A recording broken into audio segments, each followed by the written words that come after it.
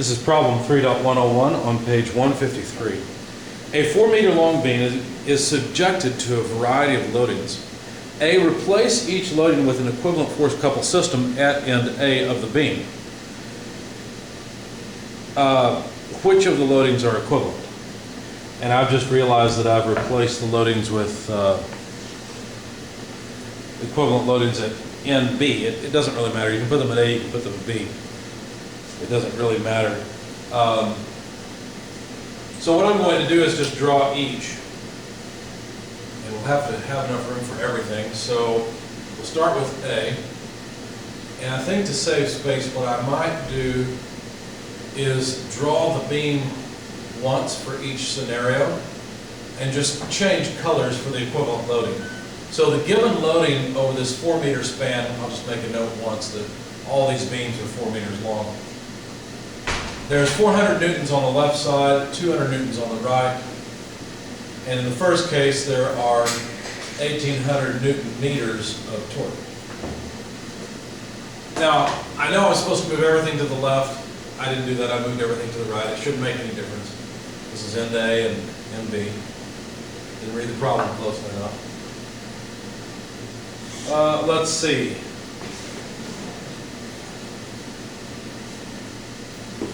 But it shouldn't matter. So let's determine what would happen. Well, if we leave the 200 newton load here and the 1,800 newton meter moment load here and move the 400 newtons to the other side, understand that this 400 newtons is causing a moment about the 4-meter distance. In fact, 400 times 4, so 400 newtons times 4 meters, is a 1,600 newton meter moment that this 400 newton force has about point B.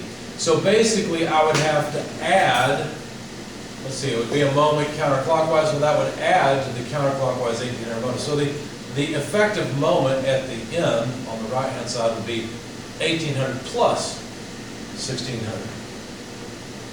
So that comes out to a total of 3,400 newton meters. Now of course the 400 newton load would come to the other side, so this would end up being 600 newtons instead of 200. We add 400 and 200. And we'd end up with a 3,400 newton meter load on the right hand side. So the numbers in red are the equivalent load. The numbers in black are the original load. So let's continue. We've got items A through H. Let's continue with B. Same setup. 4-meter long beam, supports in the same place, which doesn't really matter for our purposes. But a different loading scenario, 600 newtons now on this end, and 900 newton meters in the opposite sense, in the clockwise sense. Well, the only thing I can do here is move the force to the other side. Of course, the force will stay the same, 600 newtons. So there's the new load. But notice I've got a moment of this 600 newton meter load about this point. So 4 times 600 gives me a total of 2,400 newton meters. Notice that that is a counterclockwise moment, which is going to fight or take away from that 900 newton meter moment. So I need to take 2,400 and subtract 900, which that gives me, what, 1,500 newton meters? So in the end, when I move that 600 newton load over, an equivalent load is a 1,500 newton meter moment over on the right. These two are not the same. They have the same force load, 600 newtons, but different moment loads. And I forgot to use my units on the case A. All right, so far we haven't found any matches. Let's continue though to case C. Same beam, same story, same old routine, as Ray Stevens would say. For C, we've got a 900 newton load on the right-hand side, a 4,500 newton meter load, it's a moment load on the right-hand side, and a 300 newton load on the left.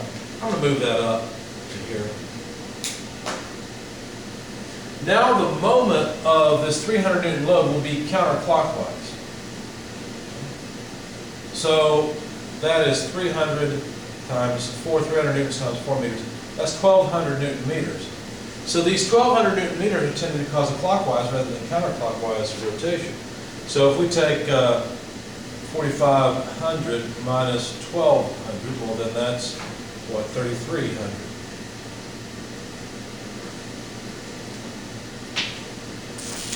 So we end up with a net moment, or an effective moment, of 3,300 Newton meters.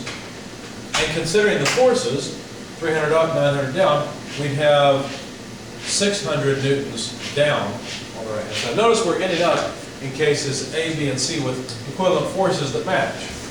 But the moments are all different. We're close here on C, but not quite. So 3,300 versus 3,400.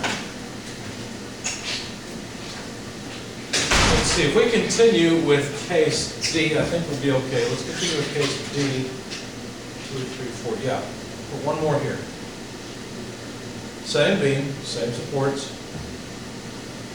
Now the loading scenario is a 400 Newton load on the left-hand side, a 2,300 Newton meter moment, and an 800 Newton load upward. Now, of course, this time the force will be different, so obviously this is not a case that matches anything so far. We take 400 and 800, the difference is 400, so net effect is we've got 400 newtons up as an equivalent force. But what about the moment of this force? Well, that would be 400 times 4 is 1,600. Notice the moment of this 400 Newton force would be in the opposite sense to what's applied. So we need 2,300 minus 1,600, and that comes out to 1,100. Is that right? Oh, yeah, I did my math wrong in my solution. I wrote 1,200, but 4 times 400 would be 1,600, so now I've got to actually think. All right, so if we take 16 away from 23, that's what, 4, 3, 700? So the net effect is there's still a moment in this direction, but it's only 700 Newton meters worth. So I messed up on my case D here, but I'll fix that later. Okay. Let's continue. So far we don't have any matches. Let's consider case E. Same beam, 4 meters long, same supports. The loading in case E is a 200 Newton meter load on the left side, as well as a 400 Newton meter load on the right side. 400 newtons down on the left, 200 newtons down on the right. We're back to having a total of 600 newtons of force on the right acting down. So far so good. This looks like a good candidate so far. How do you deal with the fact that there's moments on either end? It's simple, you just add them.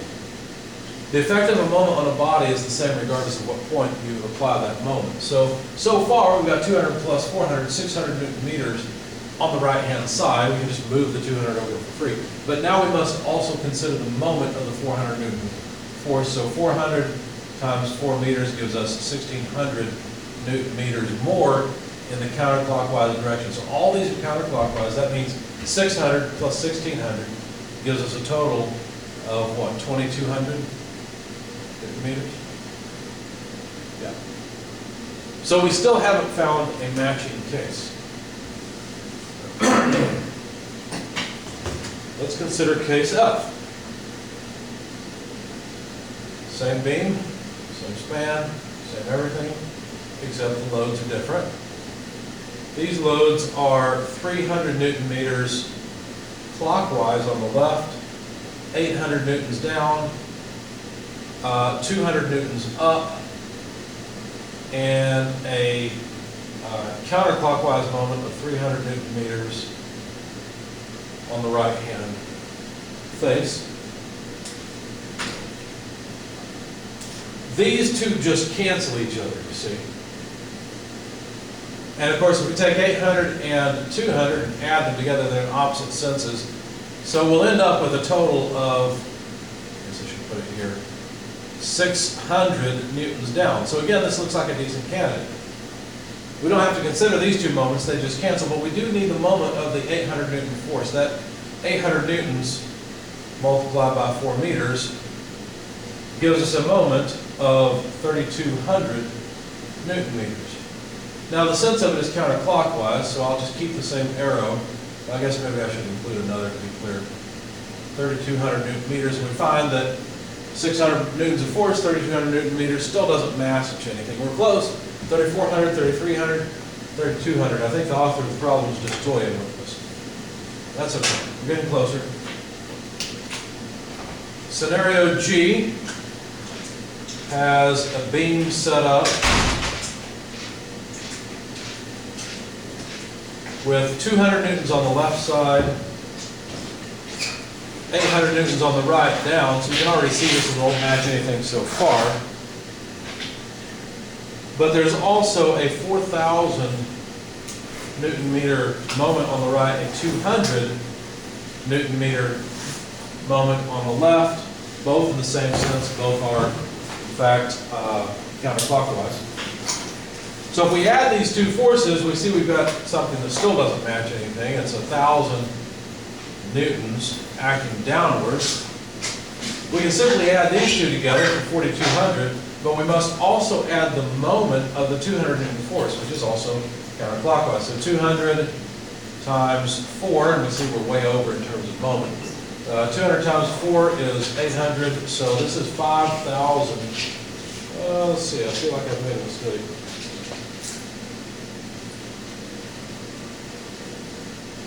I don't know why I added, well, that's 4,200.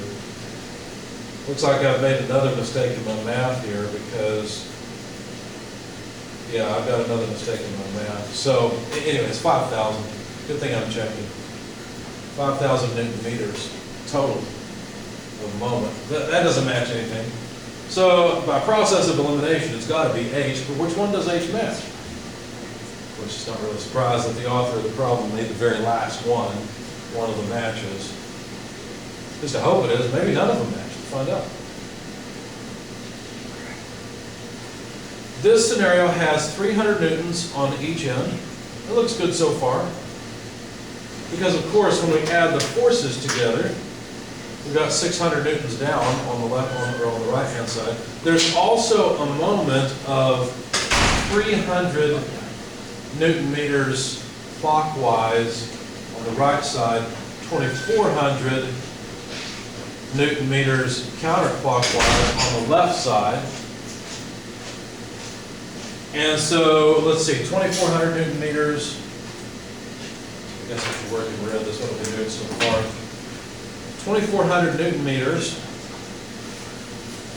minus 300, because that acts in the opposite sense. The 300 Newton force on the left has a positive moment also. It has the 2,400 of 300 multiplied by 4.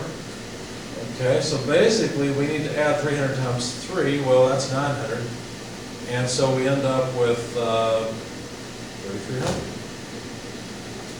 So we have an effective moment of 3,300 Newton meters. That sounds familiar. In fact, that sounds like case C. Now, before I said case B was the same, I think I just made all kinds of mistakes. Although I came up with 1,500. Wait a second, maybe I made a mistake again. Yeah, I added instead of subtracting. Let's try that again. I need to subtract 900. No, I do need to add. So take 300 away, that's 2,100 plus 1,200. Yeah, it's 3,300. Okay. So, in fact, it is case H and case C that match. And I've got about 3 or 4 problems in my solution to correct. That's it.